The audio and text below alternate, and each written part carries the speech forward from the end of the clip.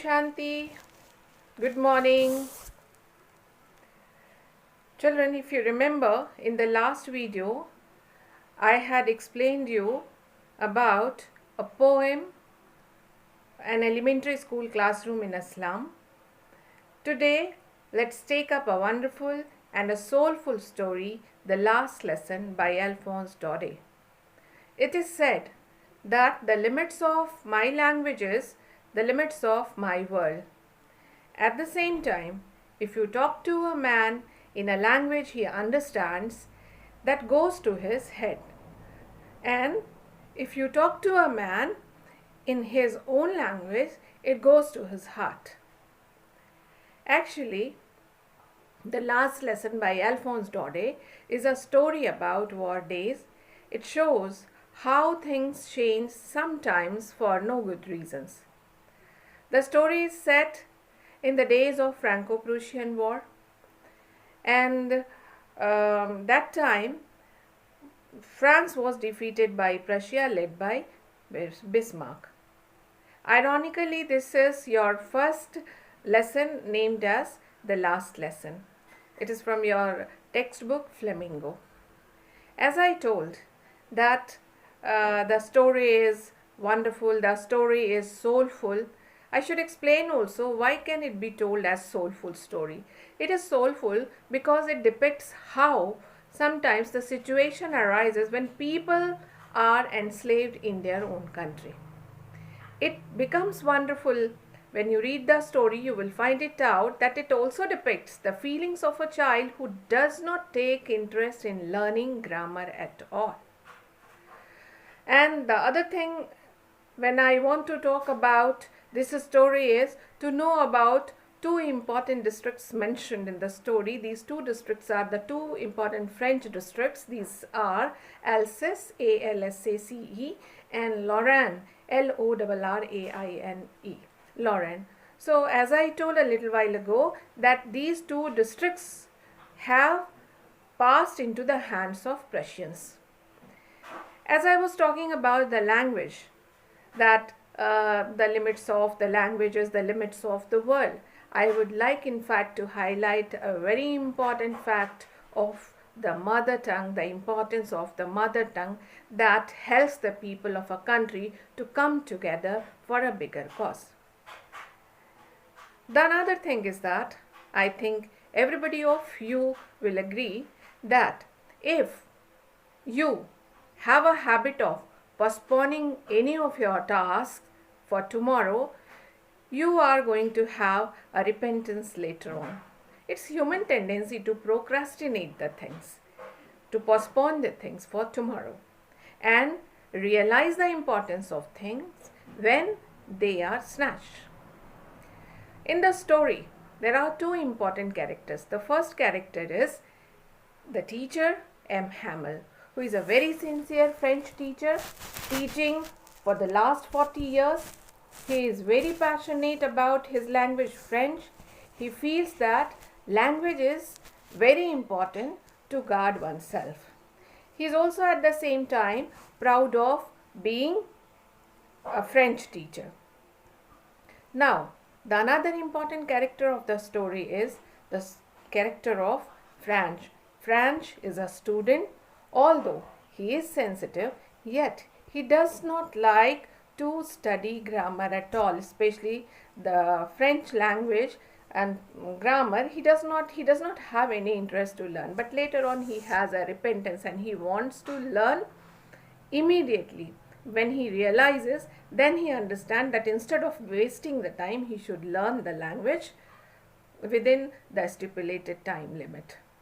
I am sure you will also agree at a point that language is very important. It empowers countrymen.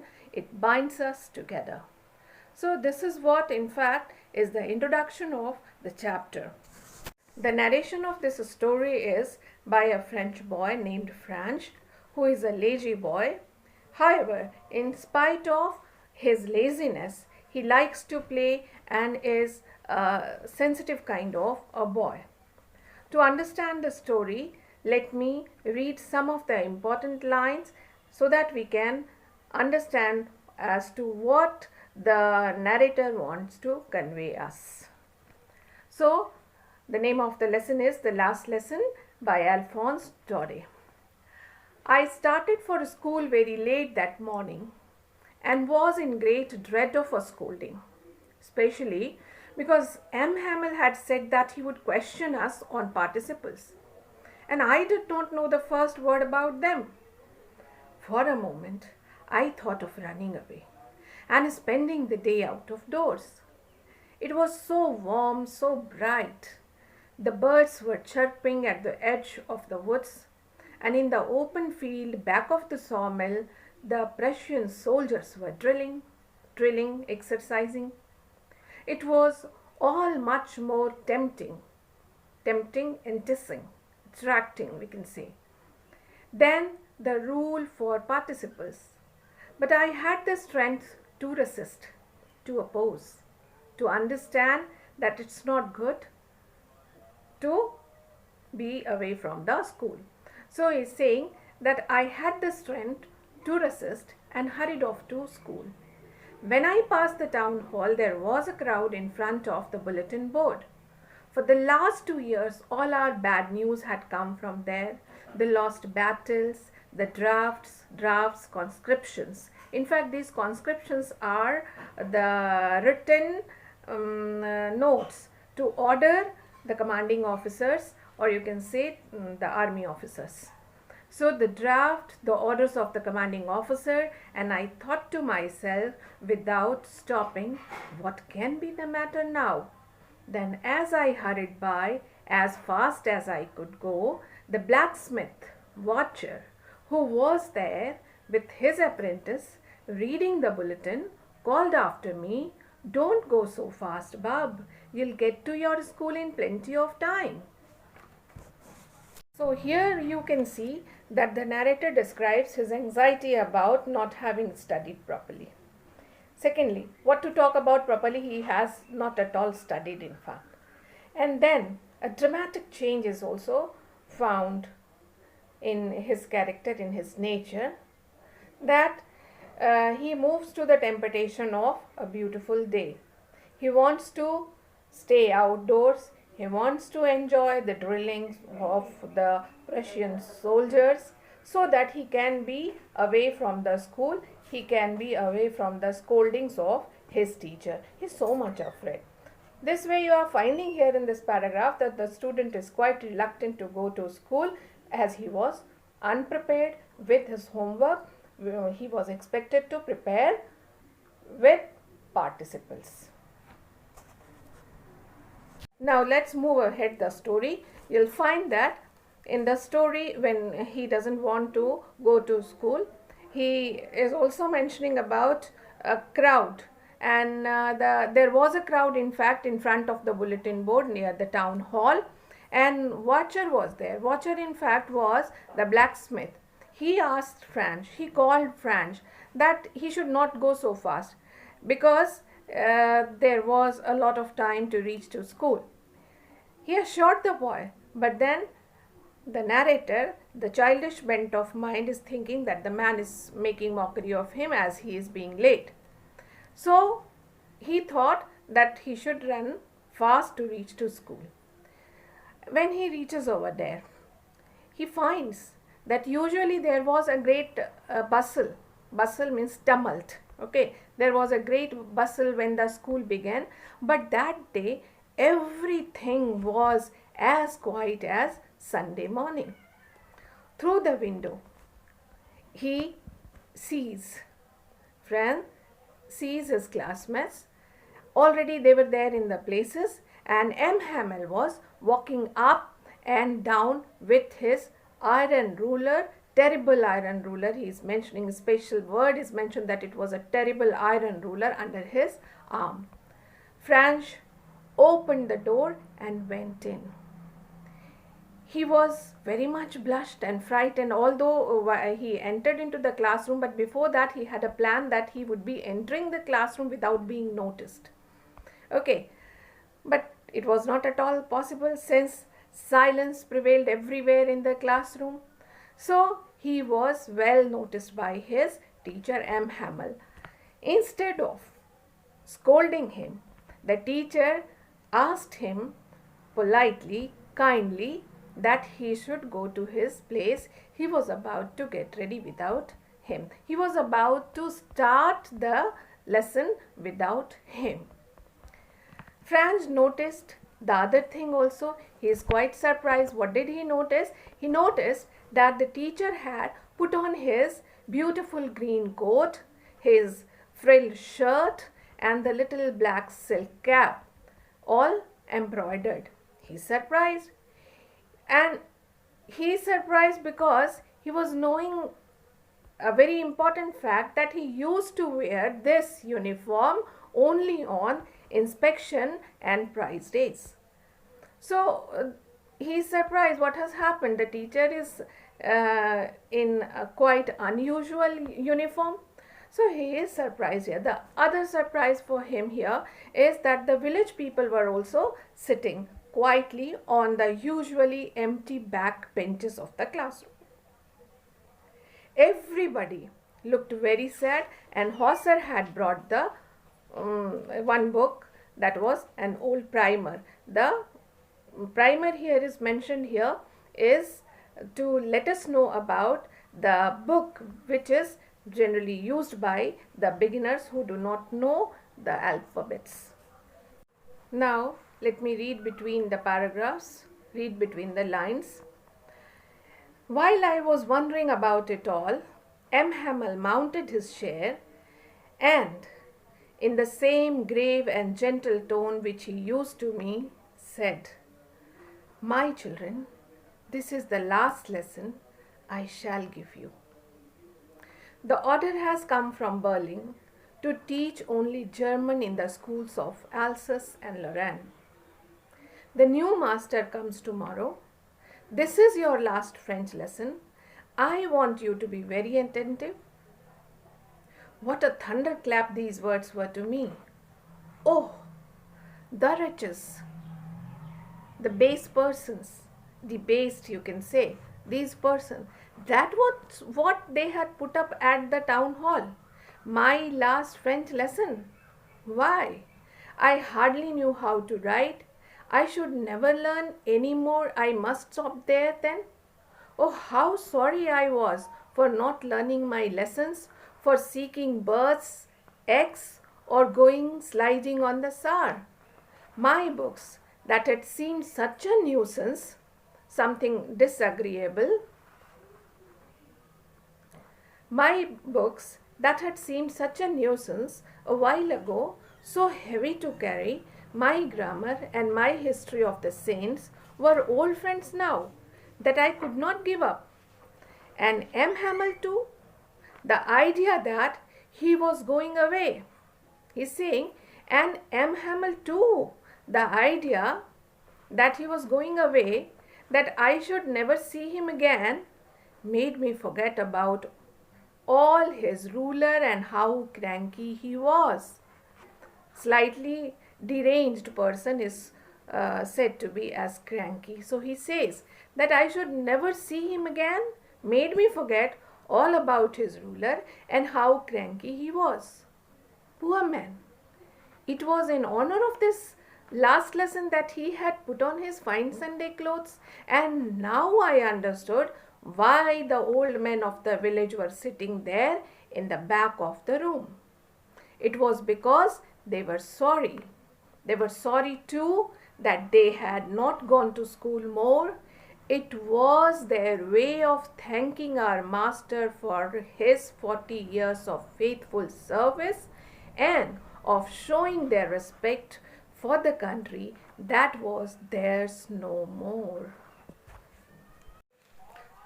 So here we find that the teacher M. Hamel has declared that it was the last lesson that he would give them. And henceforth, only German language would be followed in the schools of Alsace and Lorraine. And he also announces that the new master would come the next day. And a bolt from the blue is that he says that this was their last lesson. What a thunderclap these words were to me. What were the words that were thunderclap for the student? It was the declaration that this is the last lesson. And the news, in fact, left Franz quite aggrieved, quite shocked, as he was going to lose his teacher. And the opportunity to learn the language is gone. So the words appeared startling, unexpected, like a thunderclap. He now understood why there was a crowd at the bulletin board. He now understood why Hamel had put on his fine Sunday clothes. He now understood what was the reason that the old men of the village were sitting there. He is understanding that they had come to thank the master for 40 years of his faithful service, and they have also come to show their respect for the country that was theirs no more.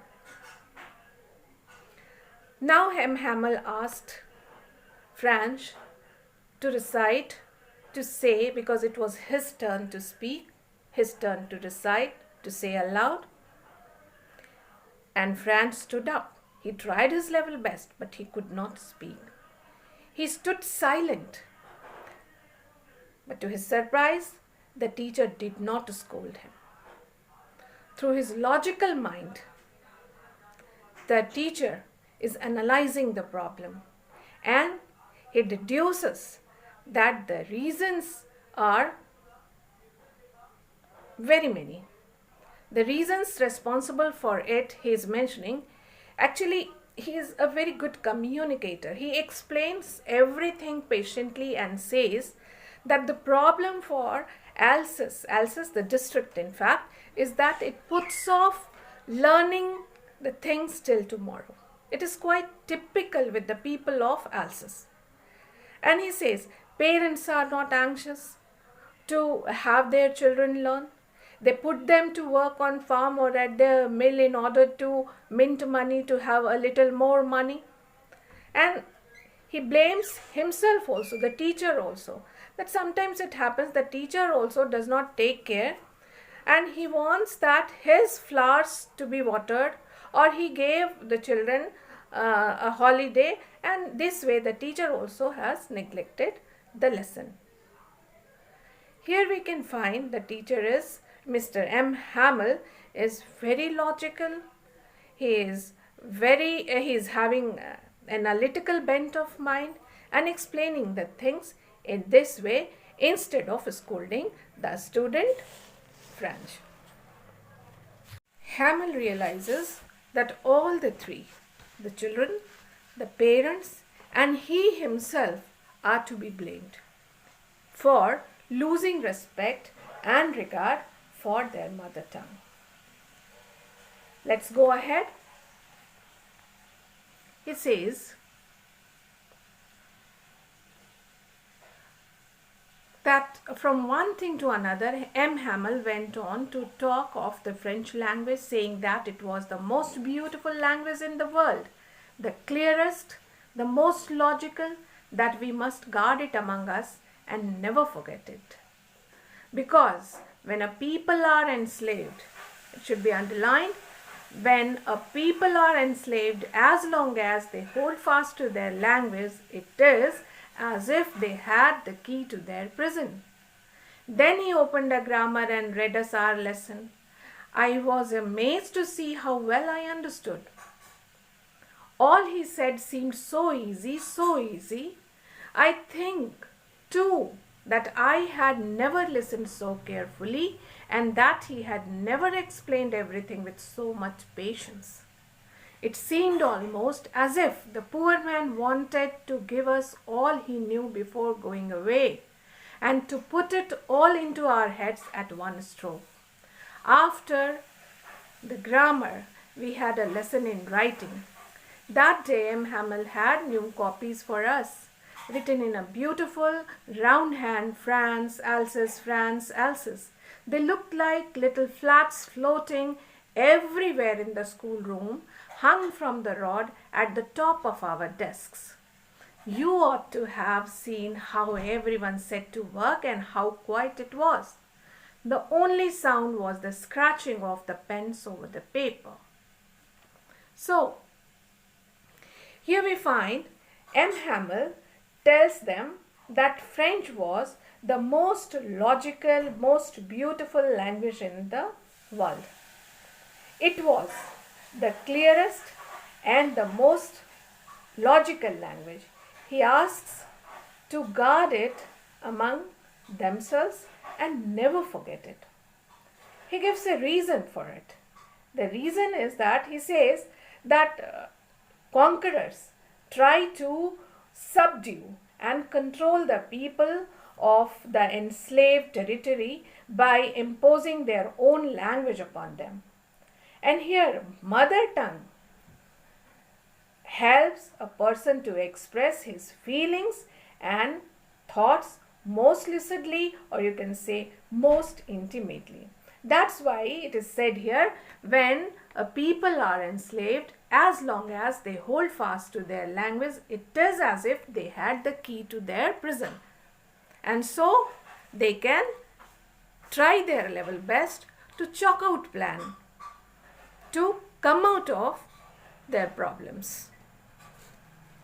So the message conveyed here is that always keep the mother tongue close to your heart, as it is the key to prison of slavery. Atmosphere in the class, if you wish to discuss, you can see that the teacher is teaching sincerely, with utmost care, politely, and students also are studying with their utmost attention and sincerity. The boys are set to work properly, quietly. The only sound which was heard in the classroom was the scratching of pens over paper. Nobody paid any attention to any of the sound, to the beetles flew in the class. M. Hamel was very grave and gentle, very solemn.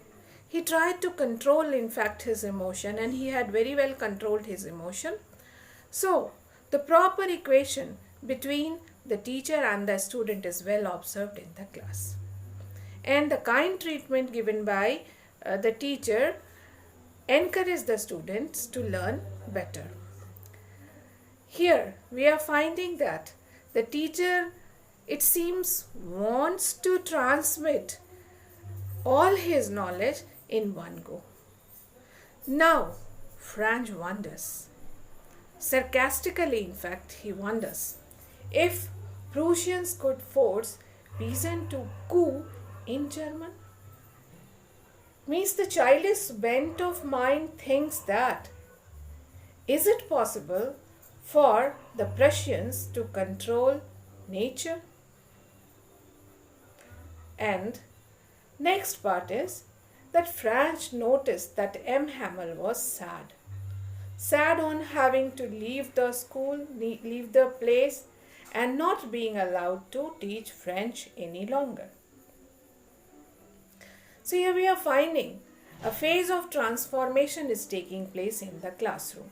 And the young children are ready to learn not only participles, but also the proper technique of handwriting.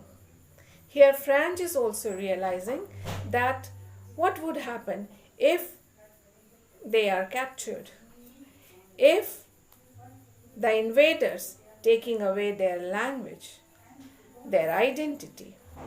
So, in fact, Franz is realizing the dreadful consequences of foreign invaders. At last, M. Hamel is on the verge of emotional breakdown, as he is physically unable even to speak, to stand, but then he can only write, and he writes on the blackboard, Viva la France, means long live France.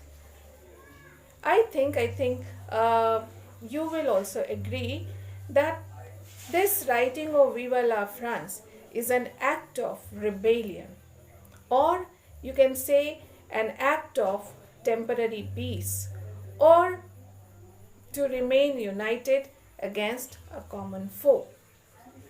By writing world famous slogan on the blackboard, that was the French revolutionary slogan Vive la France, on the blackboard, the ending of the story seems to be very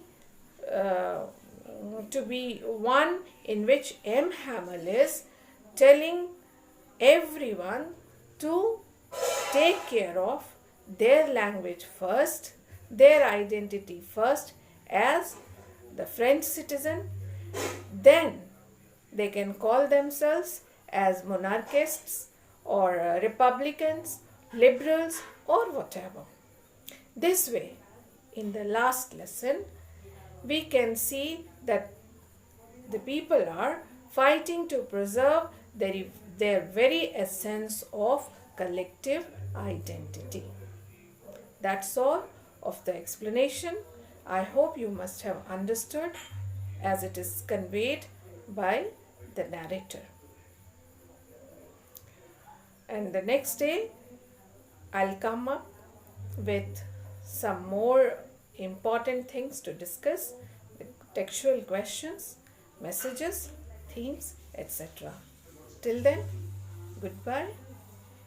Om Shanti.